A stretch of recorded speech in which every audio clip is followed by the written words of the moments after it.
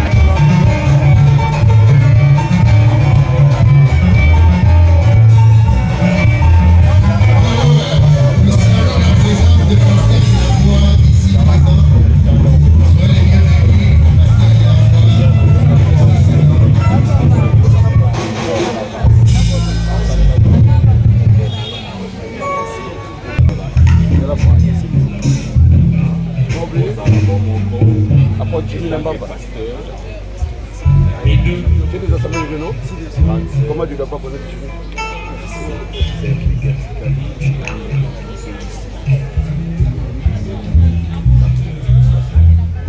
C'est que je vais vous demander à la famille qui déjà pour pendant cette classe, pour ne pas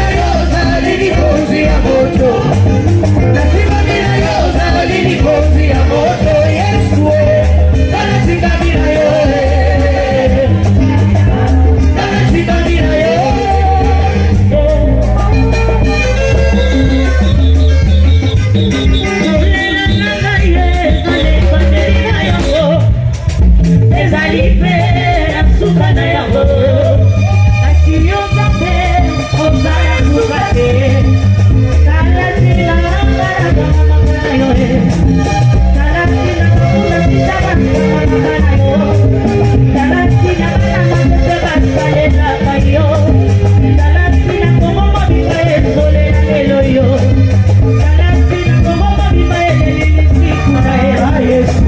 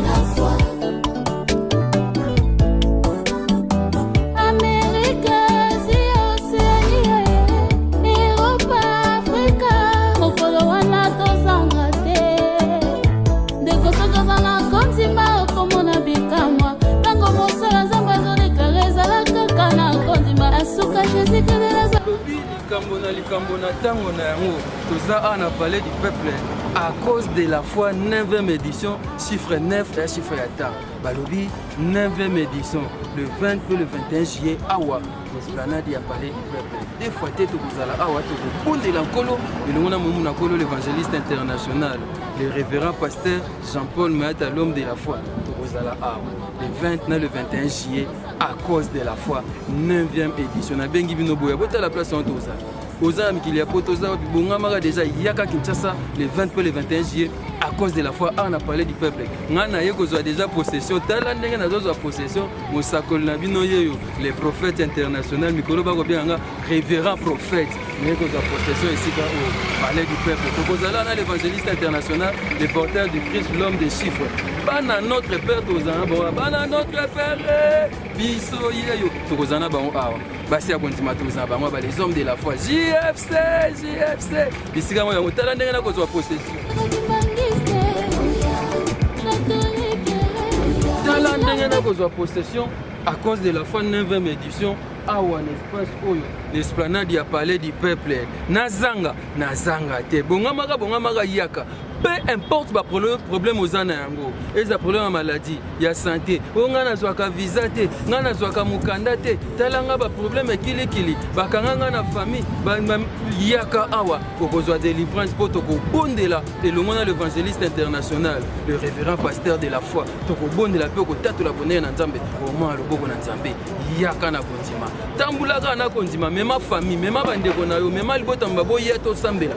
Bongo ba voisin batika, mema na ba voisin station mais ma quartier mbiba yakana bango tokozala awa tokobondela elongona mongu na kolo le pasteur de la foi le 20 et le 21 juillet awa na esplanade ya parler du peuple okotatola bonheur na Nzambe Jésus-Christ Nazareth Nzambe akondima tata na biso mayata ana zwi possession boye nakota na kati nakenda soko sambela na kati mpo nazwa possession bana notre père biso yeyo mosakola mino yeyo te nake na kati évangéliste Jean-Paul Mayata.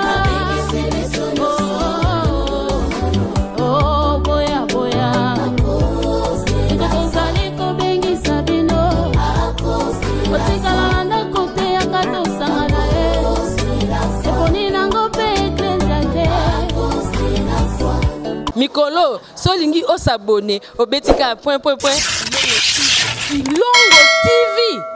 Kilongo TV. Évangéliste Jean-Paul Mayata.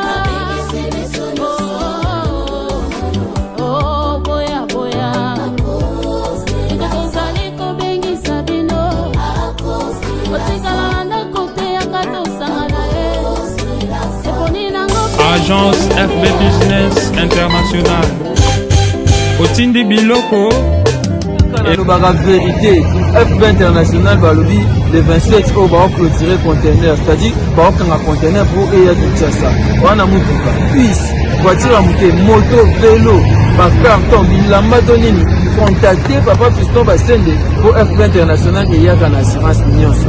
Lo ono yana kimia, oke maringa septande na Kasavubu au retirer yango sans problème. FB International batika le 27 au va clôturer. Agence FB Business International. Otindi Biloko et commis.